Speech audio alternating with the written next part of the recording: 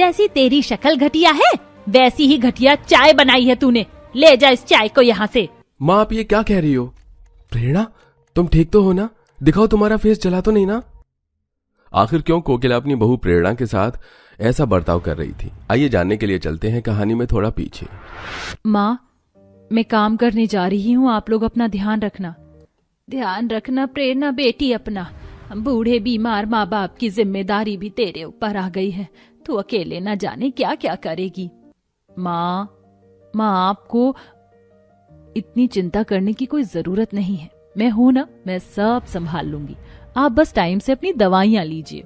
प्रेरणा अपनी माँ बाप को समझाकर अपने घर से निकल जाती है। प्रेरणा कोकिला के आलीशान घर में नौकरानी का काम करती है। प्रेरणा पूरे घर में झाड़ू मार रही होती है कि तभी वहां पर कोकिला आती है। क्या बात है प्रेरणा, आजकल समय पर काम पर नहीं आती है? तेरे ना आने की वजह से घर में पूरा काम फैला हुआ है। मेरे बेटे राहुल ने भी सुबह से कुछ नहीं खाया है। वो मालकिन, मेरे माँ बाप की तबीयत कुछ ठीक नहीं है, इसीलिए मुझे रोज सुबह आने में लेट हो जाता है। मैं अभी सबके लिए खाना बना देती हूँ। अच्छा बस कर, रोती ही रहेगी या घर का काम भी कुछ करेगी? चल कोई बात नहीं। दरवाजे पर खड़ा राहुल प्रेरणा और अपनी माँ की बात सुन लेता है और चुपचाप अपने कमरे में चला जाता है। प्रेरणा फटाफट झाड़ू मारती है और रसोई में जाकर झूठे बर्तनों को धोकर सबके लिए खाना बनाती है। ये लीजिए राहुल जी, नाश्ता मैंने टेबल पर रख दिया है, आप खा लीजिएगा। रुको प्रेरणा, यहाँ बैठो, तुमसे कुछ बात करनी है। ये लो प्रेरणा, ये कुछ पैसे हैं, इससे अपने माँ बाबा की दवाई ले आना। शुक्रिया राहुल जी, मैं आपका ये एहसान कभी नहीं भूलूंगी। प्रेरणा और राहुल मन ही मन अब एक दूसरे को पसंद करने लग जाते हैं। तभी एक दिन, प्रेरणा मैं अब और तुम्हें मन ही मन नहीं पसंद कर सकता। मैं अब मैं तुमसे शादी करना चाहता हूँ। ये क्या कह रहे हो राहुल जी आप? ये शादी कभी नहीं हो सकती। आप अमीर हो और मैं एक गरीब। जमाना थूकेगा इस रिश्ते पर। मुझे जमाने से नहीं, तुमसे मतलब है प्रेरणा। मुझे तुम्हारे साथ रहना है, जमाने के साथ नहीं। अब राहुल और प्रेरणा जाकर एक मंदिर में शादी कर लेते हैं और शादी करके राहुल प्रेरणा को घर लेकर आता है। तो प्रेरणा यहाँ मेरे बेटे के साथ? ये सब क्या है राहुल? मैं कोई सपना तो नहीं देख रही ना? नहीं माँ, आप कोई भी सपना नहीं देख रही हो। मैं प्रेरणा से प्यार करता था और मैंने इसलिए उसे शादी कर ली। खबरदार, जो इस गरीब को इस घर के अंदर लाने की तूने कोशिश भी की तो ये गरीब मेरे घर की कभी बहू नहीं बन सकती। ठीक है माँ, अगर ये आपके घर की बहू नहीं बन सकती तो आज से मैं भी इस घर का बेटा नहीं हूँ। मैं प्रेरणा को लेकर इस घर से जा रहा हूँ। राहुल प्रेरणा का हाथ पकड़कर घर से बाहर निकलने लगता है कि तभी कोकिला अपने इकलौते बेटे को जाता देखकर कहती है, रुक जा मेरा बेटा, तेरे सिवा कौन है मेरा? वापस आ जा, मत जा घर छोड़कर। प्रेरणा राहुल के साथ घर के अंदर आ जाती है। अगले दिन सुबह, ये लीजिए माँ जी, चाय पी लीजिए। कोकिला चाय की एक घूंट पीती है और चाय को प्रेरणा के मुंह पर फेंकते हुए कहती है, जैसी तेरी शक्ल घटिया है वैसे ही घटिया चाय बनाई है तूने। ले जा इस चाय को यहाँ से। माँ आप ये क्या कर रही हो? हाँ मैं ठीक हूँ राहुल। माँ आप मेरी बीवी प्रेरणा के साथ ऐसा नहीं कर सकती। बीवी होगी तेरी, मेरे लिए तो ये नौकरानी है और हमेशा नौकरानी ही रहेगी। राहुल प्रेरणा को लेकर कमरे में आ जाता है।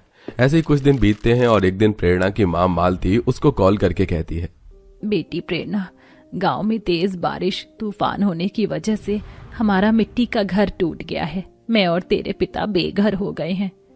आप चिंता मत करिए माँ, कुछ समय के लिए आप मेरे ससुराल आके रह सकती हैं। नहीं बेटी, कहते हैं बेटी के घर का पानी भी नहीं पीते और तू रहने की बात करती है। माँ अगर तुम अपनी बेटी के घर नहीं आई तो तुम मेरा मरा मुंह देखोगी। मालती अपनी बेटी की कसम के आगे मजबूर हो जाती है और अपना बोरिया बिस्तर लेकर अपनी बेटी के ससुराल पहुंच जाती है। अच्छा, तो अब तुम लोग भी यहीं रहोगे? तुम्हारी गरीब बेटी कम थी जो तुम लोग भी यहीं पर आ गए अपना बोरिया बिस्तर उठाकर। माँ ये आप किस तरीके से बात कर रही हो? जैसे आप प्रेरणा की माँ हैं वैसे ही ये भी मेरे माता पिता हैं। पता नहीं इस गरीब लड़की ने मेरे बेटे के ऊपर क्या जादू किया है जो सिर्फ उसकी ही सुनता है। राहुल प्रेरणा के माता पिता को लेकर घर के अंदर आता है। ये लो प्रेरणा, आगे तुम्हारे माता पिता। अब तो तुम खुश हो ना? अच्छा चलो मैं ऑफिस जा रहा हूँ। इतना कहकर राहुल ऑफिस चला जाता है और प्रेरणा के माता पिता डाइनिंग टेबल पर बैठे हुए होते हैं जहां प्रेरणा उनके लिए खाना परोस रही थी। तभी एक बार फिर कोकिला मालती और रामानंद को उनकी गरीबी का एहसास दिलाते हुए कहती है, प्रेरणा, तुम्हारे माता पिता की हिम्मत कैसे हुई मेरे महंगे डाइनिंग टेबल पर बैठकर खाना खाने की? अपनी औकात भूल गए हैं क्या? गरीब हो तो गरीब की तरह जमीन पर बैठकर खाना खाओ। ला बेटी, हमारा खाना हमें यहीं दे दे। वैसे भी हमें महंगे टेबल पर बैठकर खाने की आदत नहीं है। अपनी बेटी प्रेरणा के मान मर्यादा को बचाते हुए मालती और रामानंद कुछ नहीं बोलते और जमीन पर बैठकर चुपचाप खाने लगते हैं। ऐसे ही कुछ दिन बीतते हैं और एक दिन मालती टेबल पर रखे फ्लावर पॉट को देख रही होती है। कितना सुंदर फूल है। कांच के बोतल में हम लोगों ने तो हमेशा पौधे जमीन में मिट्टी में ही लगाए हैं। मालती खुशी से उस फ्लावर पॉट को देख ही रही होती है कि तभी उसके हाथ से वो जमीन पर गिर जाता है और चकनाचूर हो जाता है। तभी वहां पर कोकिला आती है। ये क्या, मेरा इतना महंगा फ्लावर पॉट तुमने एक झटके में तोड़ दिया? तुम गरीब को इसकी कीमत भी पता है? माफ कर दो, मैं तो बस देख रही थी, मुझसे गलती हो गई। अब आए दिन कोकिला प्रेरणा को और उसके परिवार को उनकी गरीबी का एहसास दिलाती रहती है। ऐसे ही कुछ वक्त बीतता है। प्रेरणा अपने पति राहुल के साथ घूमने के लिए बाहर जाती है। तभी राहुल की कार की टक्कर एक ट्रक से हो जाती है और उसके जोरदार एक्सीडेंट हो जाता है। कुछ लोग एम्बुलेंस में उठाकर उन्हें अस्पताल लेकर जाते हैं। एक्सीडेंट की खबर कोकिला के कान में पहुंचती है और कोकिला, मालती, रामानंद अस्पताल पहुंचते हैं। कहाँ है मेरा बेटा? कहाँ है वो? ठीक तो है ना? मुझे मेरे बेटे को देखना है। उनकी जान तो बच गई है, लेकिन उनके सिर से बहुत ज्यादा खून गिरने की वजह से उन्हें खून चढ़ाना पड़ेगा, नहीं तो उनकी मौत भी हो सकती है। ये सब इस गरीब प्रेरणा की वजह से हुआ है। जब से मेरे बेटे से शादी करके आई है, इसने मेरे और मेरे बेटे की जिंदगी को नरक बना दिया है। तू यही चाहती है ना कि मैं और मेरा बेटा मर जाए और तू पूरे घर पर राज करे? कोकिला बोलते बोलते वहीं बेहोश हो जाती है। पेशेंट की हालत बहुत क्रिटिकल है, उसके सामने ये सारी हरकतें मत कीजिए। पेशेंट को कौन खून देगा, मुझे ये क्लियर बता दीजिएगा। डॉक्टर साहब, मैं खून दूंगी अपने दामाद को, आप मेरे शरीर से खून निकाल लीजिए। मालती राहुल को खून डोनेट करती है और कुछ देर बाद कोकिला को होश आ जाता है। मेरा बेटा राहुल, राहुल कैसा है वो? राहुल अब पहले से बेहतर है। आपकी फैमिली में से मालती नाम की औरत ने उन्हें खून दिया है, जिसकी वजह से अब खतरे से बाहर है। मालती और रामानंद कोकिला के पास आते हैं। अब आप ठीक हो कोकिला जी? मुझे माफ कर दो मालती, मैं जिंदगी भर अमीरी और गरीबी में फर्क करती रही, लेकिन क्या आज कोई बता सकता है कि मेरे बेटे के शरीर में अमीर का खून है या गरीब का? तुमने मेरे बेटे की जान बचा दी मालती, मैं तुम्हारा ये एहसान कभी नहीं भूलूंगी, मुझे माफ कर दो। कोई बात नहीं कोकिला बहन, बीती बातों को भूल जाओ। और राहुल तुम्हारा बेटा है और मेरा दामाद भी तो है। चलो घर चलते हैं। प्रेरणा और राहुल अब पूरी तरीके से ठीक हो जाते हैं। कोकिला भी अब प्रेरणा के मायके वालों के लिए एक सुंदर सा घर बनवा देती है और इस हादसे के बाद कोकिला के अंदर से अमीरी और गरीबी का फर्क हमेशा हमेशा के लिए खत्म हो जाता है। ये देखो, मैं अरबी और पालक के पत्ते ले आई हूँ। आज पालक बना लेते हैं और कल अरबी की सब्जी बना लेंगे। हमने आंगन में जो प्याज बोई थी वो भी अच्छे से उग गई है। अब तो हम गर्मा गर्म प्याज की पकौड़ी बना सकते हैं। बहुओं, तुम लोगों ने जो जुगाड़ से कपास की रजाई बनाई है ना, ये सच में काफी गर्म है, लेकिन जैसे ही रजाई से बाहर निकलती हूँ तो फिर से कपकपी शुरू हो जाती है। माँ जी, बस थोड़ा देर और इंतजार कर लीजिए। ये सारा काम खत्म कर हम कपास से गर्म कपड़े भी बना देंगे, फिर आपको रजाई के बाहर भी ठंड नहीं लगेगी। जल्दी से खाने की तैयारी करते हैं, बड़ी जोरों की भूख लग रही है और इन लोगों के भी आने का समय हो गया है। अपने जुगाड़ से तैयार किए हुए लकड़ी के घर में अपने पूरे परिवार के साथ रहकर छोटे मोटे जुगाड़ से अपना गुजारा चलाया करती थी। क्या ये जुगाड़ इन सभी बहुओं ने अपने शौक से किए थे या इन जुगाड़ के पीछे गरीबी लाचारी थी? तो आइए इस कहानी के माध्यम से हम इसे जानते हैं। बहू, बहुत ठंड लग रही है, ओढ़ने के लिए कुछ दे दे, वरना ठंड से कलेजा बर्फ की तरह जम जाएगा। माँ जी, घर में कुछ भी ओढ़ने के लिए नहीं है। एक काम करिए, आप ये काली चाय पी लीजिए, इससे आपको थोड़ी गर्माहट महसूस होगी और भूख भी शांत होगी। आखिरकार कब तक भूख को खत्म करने के लिए हमें ठंड में लाल चाय पीकर अपना गुजारा करना पड़ेगा। ठंड का मौसम शुरू हो चुका है, सभी लोग इस ठंड के मौसम में कितने खुश हैं, गर्म कपड़े पहन रहे हैं, अच्छा अच्छा खाना खा रहे हैं, अपने परिवार वालों के साथ अलग अलग जगह पर घूम रहे हैं। और एक हमें देखो, ना ही ओढ़ने को एक ढंग की रजाई है और ना ही खाने को खाना। ऊपर से ये मिट्टी का घर तो ऐसा लगता है जैसे हम किसी बर्फ के घर के अंदर रह रहे हैं। ऐसी जिंदगी से अच्छी तो मौत है। संभालो अपने आप को, आखिरकार कब तक रोती रहोगी? जो किस्मत में लिखा है वही होगा। सभी बहुएं अपनी इस लाचारी को देख देख कर रोने लगती हैं। थोड़ी देर में उन सबके पति काम से आ जाते हैं और अब सभी बहुएं अपने पतियों को भी बस रात के खाने में चूल्हे पर बनी हुई लाल चाय देती हैं। ये क्या, आज भी बस लाल चाय? 3 दिन से तो हम सुबह शाम में लाल चाय पी रहे हैं। लाल चाय पी पी कर शरीर अंदर से जलने लग गया है। भूख के मारे दम निकल जाता है, खाली पेट तो अब काम भी नहीं होता। जब तक आप लोग कुछ काम करेंगे नहीं तो हम बनाएंगे क्या? जो थोड़ा बहुत लोगों के घरों का काम करके हमें पैसे मिलते हैं उससे हम राशन ले आते हैं, और जब तक काम नहीं है तो कहाँ से लेकर आए राशन? इसमें हमारी क्या गलती है? तुम सभी तो जानती हो कि मरने से पहले पिताजी ने सेठ जी के पास से कितना कर्जा लिया था। अब पिताजी तो स्वर्गवासी हो गई, लेकिन अब उस कर्ज को चुकाने के लिए हम सभी भाइयों को सेठ जी के यहाँ मुफ्त में काम करना पड़ता है। जब तक हमारा कर्ज नहीं खत्म होगा तब तक तो हमें काम करना ही होगा। इसी तरह इस गरीब परिवार की इस कड़कड़ाती ठंड में जिंदगी कट रही थी। ऐसे ही काफी समय गुजर जाता है, लेकिन अभी तक इनकी गरीब और लाचार भरी जिंदगी में कोई बदलाव नहीं आया था। पांचों बहुएं हर रोज की तरह ठंड से कांपते हुए अपनी मिट्टी से बने घर में बैठी होती हैं कि तभी एक उनका मिट्टी का बना घर एक जगह से हल्का हल्का टूटने लगा था, जिसके चलते अब उस टूटे हुए हिस्से से उसे घर के अंदर काफी कड़कड़ाती ठंडी हवाएं घुस आती हैं। बहू, इस घर के टूटे हुए हिस्से से तो बहुत ठंडी ठंडी हवाएं आ रही हैं। घर के अंदर पहले तो कम से कम घर के अंदर रह लेते थे, लेकिन अब तो रहा भी नहीं जा रहा। माँ जी, ठंड तो हम सभी को लग रही है, लेकिन हम करें तो कहाँ करें? जिनके पास ओढ़ने के लिए रजाई और खाने को रोटी नहीं है तो वो घर का जुगाड़ कैसे करेगा?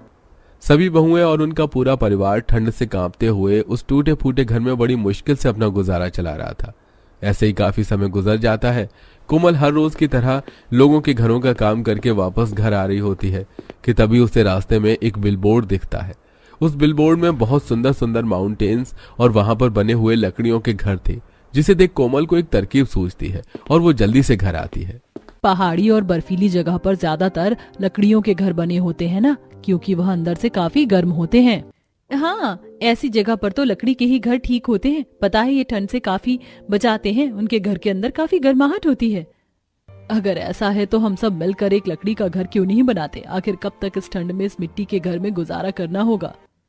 समय तो लगेगा, लेकिन हम जितनी जल्दी इसकी तैयारी करेंगे उतना ही हमारे लिए ठीक होगा, वरना इस कड़कड़ाती ठंड में हम इस टूटे हुए घर में ज्यादा दिन तक अपना गुजारा नहीं कर पाएंगे। अपने पति के आते ही उन्हें लकड़ी के घर की सारी बातें बताती है, जो उन्हें भी काफी हद तक ठीक लगती हैं। और अब अगले दिन सभी के पति जंगलों से काफी सारी लकड़ियां काट कर लाते हैं और उन्हें इकट्ठा कर लेते हैं। वहीं अब सभी बहुएं अपने लकड़ी के घर तैयारी शुरू करती हैं। अभी तो बस हम लोगों ने शुरुआत की है, न जाने हमें और कितना समय लगेगा। समय तो लगेगा और मेहनत भी, लेकिन यही मेहनत और समय हमें ठंड से भी बचाएगा। सभी बहुएं मिलकर धीरे धीरे करके अपने लकड़ी के घर को बनाने की शुरुआत करती हैं और लगभग 2 से 3 हफ्ते में उन सभी बहू का लकड़ी का घर बनकर तैयार हो जाता है, जो अंदर से सच में काफी गर्म था। यहाँ तो मुझे ज्यादा ठंड नहीं लग रही है, कितना अच्छा लग रहा है यहाँ पर। अब तो मैं इस लकड़ी के घर में आराम से रह सकती हूँ। पांचों बहुएं अपने लकड़ी से बने घर में आराम से रहती हैं। वहीं लक्ष्मी और एकता को एक कपास के खेत में नौकरी मिल जाती है। यहाँ तो काफी सारा कपास पड़ा हुआ है। ये लोग इस कपास का इस्तेमाल क्यों नहीं कर रहे हैं? लगता है ये कपास खराब है। मुझे भी यहाँ के मजदूरों ने बताया, जो कपास खराब होता है ये लोग इसे यूं ही इस तरह फेंक देते हैं। वैसे भी ये कपास हमारे काफी काम आ सकता है। हम इस कपास की मदद से ओढ़ने के लिए गर्म रजाई बना सकते हैं। एकता को लक्ष्मी की बात बिल्कुल ठीक लगती है और अब दोनों बहुएं जल्दी से अपना सारा काम खत्म कर उस कपास के खेत से खराब रुइयों को घर ले आती हैं और उन्हें चादर और चुन्नियों में भरकर अच्छे से सिल देती हैं। और देखते ही देखते अब उन सबके पास 5 से 6 रजाई हो जाती हैं। बहू, इस रजाई को ओढ़कर तो मेरी पूरी ठंड ही छूमंतर हो गई। कितना अच्छा लग रहा है। पांचों बहुओं ने अपनी जुगाड़ से इस कड़कड़ाती ठंड में रजाई और घर का तो इंतजाम कर दिया था, लेकिन सबसे बड़ी परेशानी इन लोगों के लिए खाने की थी। रजाइयों और घर का तो जैसे तैसे हमने जुगाड़ कर लिया, लेकिन अब खाने का कैसे करें? आखिरकार कब तक 4 दिन में एक बार खाना खाकर रोज रोज चाय लाल पीकर गुजारा करना होगा? अब भगवान ही हमारी कुछ मदद करेगा। कोमल पूनम ठंड से कांपते हुए रास्ते से जा रही होती हैं कि तभी उन्हें रास्ते में कुछ पालक के पत्ते और अरबी मिलती है, जिसे देख अरे ये तो पालक के पत्ते और अरबी हैं, क्यों ना इन्हें घर ले चले, इससे तो कुछ बना ही लेंगे। पूनम और कोमल उन पालक के पत्तों और अरबी को लेकर घर आती है, जिनसे सब्जी बनाकर आज पूरा परिवार न जाने कितने दिनों के बाद पेट भरकर खाना खाता है। और इसी तरह पांचों बहुएं खाने पीने को लेकर भी जुगाड़ करती हैं। क्या हुआ, हमने समय रहते प्याज वगैरह की खेती कर ली थी, अब तो हम इससे पकौड़े बनाकर भी खा सकते हैं और बेच भी सकते हैं। वैसे ही ठंड का समय है और ठंड में तो लोग ऐसी गर्मा गर्म चटपटी चीज खाना पसंद करते हैं। और जो भी पैसे मिलेंगे हम उससे जोड़कर अपने पतियों की मदद भी करेंगे। अब जहां दो बहुएं घर में रखी बाकी कपास की मदद से गर्म कपड़े बनाती हैं, तो वहीं दो प्याज के पकौड़े और चाय बनाकर बेचती हैं। अरे ठंड के मौसम में गर्मा गर्म प्याज के पकौड़े और चाय का तो मजा ही कुछ और है। अरे और नहीं तो क्या, इस कड़कड़ाती ठंड में जब तक कुछ गर्मा गर्म और चटपटा ना खाओ तो मेरा तो जी ही नहीं भरता। अरे एकता बहू, तू ये इतनी सारी मूंगफलियां कहाँ से ले आई? दिखने में तो कच्ची लग रही हैं। लक्ष्मी बहू, तूने तो हम सबके लिए गरम स्वेटर और रजाई बना ली थी ना। तो अब इन कपास से ये रजाई और स्वेटर किसके लिए बना रही हैं? माँ जी, यही पास में मूंगफली का खेत है, मुझे तो आज ही पता चला, इसलिए वहाँ से मूंगफलियां लेकर आ गई। अब इन्हें भूनकर और मूंगफली में गुड़ मिलाकर गुड़ की पट्टी तैयार करेंगे और ठंड में बेचेंगे। ठंड में तो ये भी अच्छी खासी बिक जाती है। अरे यहीं पास में हर हफ्ते बाजार लगता है, तो मैं वहीं पर रजाई और स्वेटर बेचूंगी, इससे हमें थोड़े बहुत पैसे कमा लेंगे। अब सभी बहुएं इसी तरह मेहनत करके पैसे जोड़ती हैं और जल्द से जल्द अपना सारा कर्जा चुका देती हैं। और अब उनके पति दूसरी जगह पर काम करके पैसे कमाते हैं और अब धीरे धीरे उन सबकी माली हालत भी ठीक होने लगती है।